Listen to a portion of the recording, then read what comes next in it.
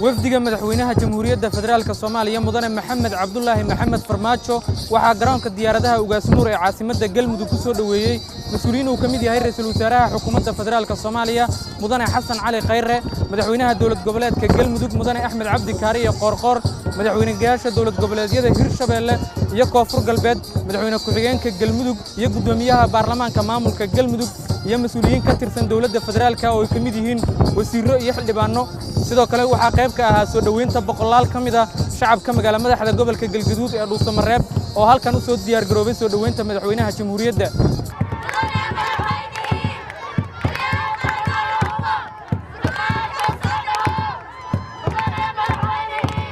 maanta waxa halkan soo dhaweynayna madaxweynaha federaalka Maxamed Cabdullaahi Farmaajo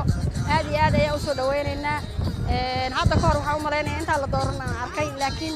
kabacdi ma arag intii la doortay aad iyo aad baan ugu faraxsanahay maadaama saan dadku u soo dhaweynayaan madaxweyne ahmiyo macquul uu yahay maxaa ahayd toole ummadda waxa u maleynayaa waa aragtan cadarka qof ilaahay uu qeyrsi dadka la mid ma aha saan arkayo kalkii ka horeeyay dadka aan soo dhaweynayna iyo saxaabo micni dariska nala ah sidaan oo kale kuma arag cirka marka waxaan dhihi karaa ma sha Allah madaxweynaheena 100% inay shacabkuna ay la shaqeeyaan madaxweynaha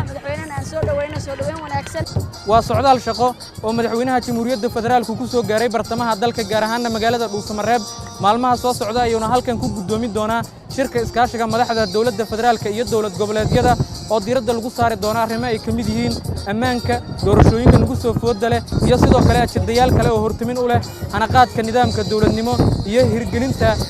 adeegyada ay shacabka Soomaaliyeed u baahan yihiin madaxweynaha jamhuuriyadda federaalka Soomaaliya mudane Maxamed Cabdullaahi Farmaajo safarkiisa waxa ku welinay mas'uuliyiin ka tirsan labada gole ee dawladda Shucayb Maxamed warbaahinta qaranka Dhuusamareeb